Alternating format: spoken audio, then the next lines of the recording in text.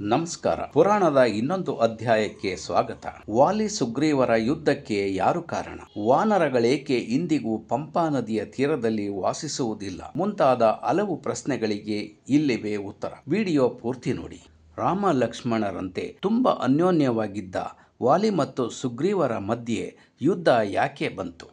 ಈ ಯುದ್ಧ ಬರಲು ಕಾರಣವೇನು ತಿಳಿಯೋಣ. ವಾಲಿ ಮತ್ತು ಸುಗ್ರೀವರ ಮಧ್ಯೆ ಯುದ್ಧ ನಡೆಯಲು ಕಾರಣ ಒಂದು ಹೆಣ್ಣು.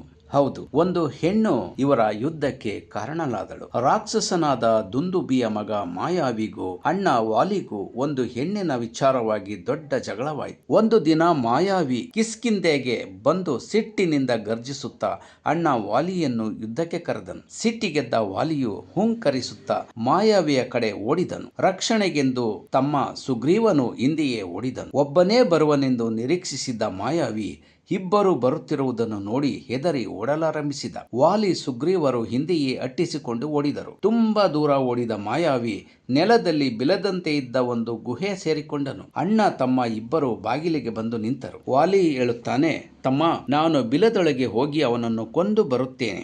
ನಾನು ವಾಪಸ್ ಬರುವವರೆಗೂ ನೀನು ಬಾಗಿಲಲ್ಲಿ ನಿಂತಿರಬೇಕು. ಸ್ಥಳ ಬಿಟ್ಟು ಕದಲಬಾರದು ಎಂದು ಹೇಳಿ ಬಿಲ ಒಕ್ಕನು. ಸುಗ್ರೀವನು ಅಣ್ಣನಿಗಾಗಿ ಬಿಲದ ಬಾಗಿಲಲ್ಲಿ ಕಾದು ಕುಳಿತ. ಸುಮಾರು 1 ವರ್ಷಗಳಾಯ್ತು ಅಣ್ಣ ಬರಲಿಲ್ಲ. ಬದಲಿಗೆ ಒಳಗಿನಿಂದ ರಕ್ತ ಕಾಲುವೆಯಂತೆ ಹರಿದು ಬಂತು. ಅಲ್ಲದೆ ಅಣ್ಣನ ನರಳಾಟ, ಮಾಯಾವಿ ಗರ್ಜನೆ ಕೇಳಿಸಿತು. ಅಣ್ಣ ಸತ್ತಿದ್ದಾನೆ, ಇನ್ನು ಮಾಯಾವಿ ಆಚೆ ಬಂದರೆ ನನ್ನನ್ನು ಸಾಯಿಸದೆ ಬಿಡಲಾರ ಎಂದು ಯೋಚಿಸಿದ ಸುಗ್ರೀವ ಬಿಲದ ಬಾಗಿಲಿಗೆ ದೊಡ್ಡ ಬಂಡೆಕಲ್ಲು ಎಳೆದು ಅವ ಆಚೆ ಬರದಂತೆ ಸುಗ್ರೀವ ಬಂದು ಬಿಡುತ್ತಾನೆ. ಅಣ್ಣ ಸತ್ತನೆಂದು ರಾಜ್ಯಕ್ಕೆ ತಿಳಿಸಿ ತಾನೇ ಪಟ್ಟಕ್ಕೆ ಬಂದನು. ಅಣ್ಣನ ಸಿಂಹಾಸನದಲ್ಲಿ ಹೆಂಡತಿ ತಾರೆಯ ಜೊತೆ ಆನಂದದಿಂದ ಕಾಲ ಕಳೆಯುತ್ತಿದ್ದನು. ಒಂದು ದಿನ ಅಣ್ಣ ವಾಲಿಯು ವಾಪಸ್ ಬಂದನು. ತಮ್ಮನ ವೈಭೋಗವನ್ನು ನೋಡಿ ಕಿಡಿಕಿಡಿಯ ಮಂತ್ರಿ ಅಧಿಕಾರಿಗಳನ್ನು ಹಿಡಿದು ಸೆರೆಮನೆಗೆ ಹಾಕಿದ. ಕೋಪದಿಂದ ತಮ್ಮನನ್ನು ವಾಚಮ ಗೋಚರ ಬೈದ. ಸಿಟ್ಟಿನಿಂದಲೂ ಬಲದಿಂದಲೂ ರಾಕ್ಷಸನನ್ನೇ ಗೆದ್ದ ಮದದಿಂದ ಉನ್ಮತ್ತನಾಗಿದ್ದ. ತಮ್ಮ ಅವತ್ತಿನ ಸಂದರ್ಭವನ್ನು ಹೇಗೆ ಹೇಳಿದರೂ, ಕೈ ಮುಗಿದು ಕಾಲಿಗೆ ಬಿದ್ದು ಬೇಡಿಕೊಂಡರೂ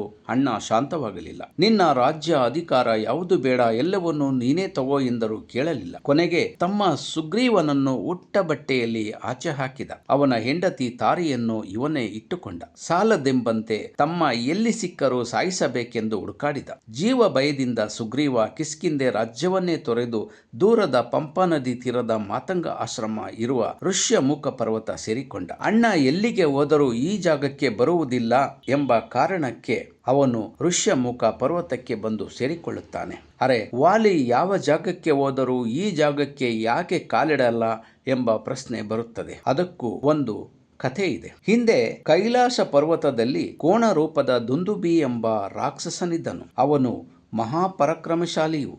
ಸಿಕ್ಕವರನ್ನೆಲ್ಲ ಬಾ ನನ್ನ ಜೊತೆ ದ್ವಂದ್ವ ಯುದ್ಧ ಮಾಡು ಎಂದು ಯುದ್ಧಕ್ಕೆ ಕರೆಯುತ್ತಿದ್ದನು. ಹೀಗೆ ಒಮ್ಮೆ ಸಮುದ್ರನನ್ನು ಯುದ್ಧಕ್ಕೆ ಕರೆದ. ಸಮುದ್ರ, ನನ್ನ ಕೈಲಿ ಅಷ್ಟು ಬಲವಿಲ್ಲ, ನಿನಗೆ ಯುದ್ಧ ಮಾಡಲೇಬೇಕೆನಿಸಿದರೆ ಕೈಲಾಸಪತಿ ಶಿವನ ಮಾವ ಹಿಮವಂತನಲ್ಲಿಗೆ ಹೋಗು ಎಂದು ಹೇಳಿದ. ಯುದ್ಧ ಮಾಡಲು ದುಂದುಬಿ ಹಿಮಾಲಯ ರಾಜನನ್ನು ಹುಡುಕುತ್ತಾ ಹಿಮಾಲಯಕ್ಕೆ ಬಂದನು. ಕೊನೆಗೂ ಸಿಕ್ಕ ಹಿಮವಂತನನ್ನು ಯುದ್ಧ ಮಾಡು ಬಾ ಎಂದು ಕರೆದ. ಆಗ ಹಿಮವಂತ, ಮಹಾರಾಯ, ನಾನು ಮುದುಕನಾಗಿದ್ದೇನೆ, ಯುದ್ಧ ಮಾಡಲು ನನಗೆ ಶಕ್ತಿ ಇಲ್ಲ. ನಾನು ಇಲ್ಲಿ ಬರುವ ಋಷಿಗಳಿಗೆ ಆಶ್ರಯದಾತನಾಗಿದ್ದೇನೆ ಅಷ್ಟೇ. ನಿನಗೆ ಕುಸ್ತಿ ಮಾಡಲೇಬೇಕೆನಿಸಿದರೆ ಅಗೋ ದಕ್ಷಿಣದಲ್ಲಿ ಕಿಷ್ಕಿಂಧೆ ಎಂಬ ನಗರ ಉಂಟು. ಅದನ್ನು ವಾಲಿ ಎಂಬ ವಾನರ ಆಳುತ್ತಿರುವನು. ಅವನು ನಿನಗೆ ಯೋಗ್ಯ ಬಲಶಾಲಿ. ಅಲ್ಲಿಗೆ ಹೋಗಿ ಯುದ್ಧ ಮಾಡು ಎಂದು ಕಳುಹಿಸಿದನು. ಕುಸ್ತಿ ಮಾಡಲಿಕ್ಕಾಗಿಯೇ ದುಂದುಬಿ ಹಿಮಾಲಯದಿಂದ ಕಿಷ್ಕಿಂಧೆಗೆ ಹುಡುಕಿ ಬಂದನು. ಒಂದು ರಾತ್ರಿ ಕಿಷ್ಕಿಂಧೆ ನಗರದ ವಾಲಿಯ ಅರಮನೆಯ ಹೆಬ್ಬಾಗಿಲ ಕೆಡವಿ ಗರ್ಜಿಸುತ್ತಾ ವಾಲಿಯನ್ನು ಯುದ್ಧಕ್ಕೆ ಕೂಗಿದ. ಹೆಂಡತಿಯ ಜೊತೆ ಆರಾಮವಾಗಿ ಮಲಗಿದ್ದ ವಾಲಿ ಹೆಂಗಸರ ಜೊತೆಯಲ್ಲೇ ಆಚೆಗೆ ಬಂದು, ಯಾರು ನೀನು, ಯಾಕೆ ಹೀಗೆ ಅರ್ಚುತ್ತಿದ್ಯಾ ಎಂದು ಕೇಳಿದ. ಮತ್ತು ನಾನ್ಯಾರೆಂದು ನಿನಗೆ ಗೊತ್ತಿದೆಯೇ? ಸುಮ್ಮನೆ ಜೀವ ಉಳಿಸಿಕೊಂಡು ಹೋಗು ಎಂದನು ವಾಲಿ. ಅದಕ್ಕೆ ದುಂದುಬಿ, ಎಲೆ ಕಪಿಯೇ, ಹೆಂಗಸರ ಎದುರು ಜಂಬ ಕೊಚ್ಚಿಕೊಳ್ಳುವುದು ಬಿಟ್ಟು ನನ್ನ ಜೊತೆ ಯುದ್ಧಕ್ಕೆ ಬಾ. ಒಂದು ರಾತ್ರಿ ನಿನಗೆ ಕಾಲಾವಕಾಶ ಕೊಡುತ್ತೇನೆ. ನಿನ್ನ ಸ್ತ್ರೀಯ ಜೊತೆ ವಿರಮಿಸು. ನಾಳೆ ಬಾ. ಬರುವಾಗ ನಿನ್ನ ಉತ್ತರಾಧಿಕಾರಿಯನ್ನು ನೇಮಿಸಿಯೇ ಬಾ ಎಂದು ಮತ್ತಷ್ಟು ರೇಗಿಸಿದ.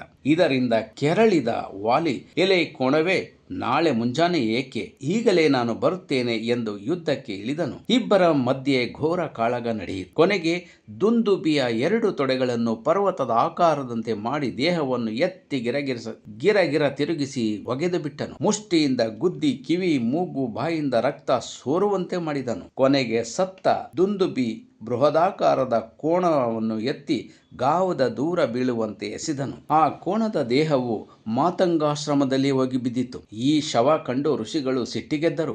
ಯಾರು ಈ ದೇಹ ಇಲ್ಲಿ ಬಿಸಾಕಿ ಆಶ್ರಮ ಅಪವಿತ್ರ ಮಾಡಿದ್ದು ಎಂದು ಕಿರುಚಿದರು. ನಂತರ ಜ್ಞಾನ ದೃಷ್ಟಿಯಿಂದ ನೋಡಲಾಗಿ ಇದು ವಾಲಿಯ ಕೆಲಸ ಎಂದು ತಿಳಿಯಿತು. ಕೋಪಗೊಂಡ ಋಷಿಯು, ಇನ್ನು ಮುಂದೆ ನನ್ನ ಆಶ್ರಮ ಮತ್ತು ಸುತ್ತಮುತ್ತ 1 ಗಾವುದ ಪ್ರದೇಶದಲ್ಲಿ ವಾಲಿ ಮತ್ತವನ ಮಂತ್ರಿಗಳು, ಅಧಿಕಾರಿಗಳು, ಸೈನಿಕರು, ಅವನ ಪರಿವಾರ ಯಾರೇ ಇದ್ದರೂ ಸತ್ತು ಹೋಗಲಿ, ಇಲ್ಲವೇ 1000 ವರ್ಷ ಕಲ್ಲಾಗಿ ಬಾಳಲಿ ಎಂದು ಶಾಪವಿಟ್ಟರು. ಈ ಶಾಪಕ್ಕೆ ಹೆದರಿ ಪಂಪ ಸರೋವರ ಪ್ರದೇಶದಲ್ಲಿ ಮತ್ತು ಋಷ್ಯಮುಖ ಪರ್ವತಗಳಲ್ಲಿ ವಾಸಿಸುತ್ತಿದ್ದ ವಾನರರೆಲ್ಲರೂ ಕಿಷ್ಕಿಂಧೆಗೆ ತೆರಳಿದರು. ಕೊನೆಗೆ ವಾಲಿ ಹೋಗಿ ಋಷಿಗಳ ಕಾಲಿಗೆ ಬಿದ್ದರೂ ಅವರು ಶಾಪ ಹಿಂಪಡೆಯಲಿಲ್ಲ. ಅಂದಿನಿಂದ ವಾಲಿ ಋಷ್ಯಮುಖ ಪರ್ವತಕ್ಕೆ ಬರುವುದನ್ನು ನಿಲ್ಲಿಸಿದ. ಆ ಕಾರಣಕ್ಕೆ ಇದೇ ಜಾಗ ಸುರಕ್ಷಿತ ಪ್ರದೇಶ ಎಂದು ತಿಳಿದು ನಾನು ಇಲ್ಲಿರುವೆನು ಎಂದು ರಾಮನಿಗೆ ತಾನು ಇರುವ ಜಾಗದ ಬಗ್ಗೆ ಮಾಹಿತಿ ಕೊಡುತ್ತಾನೆ ಸುಗ್ರೀವ.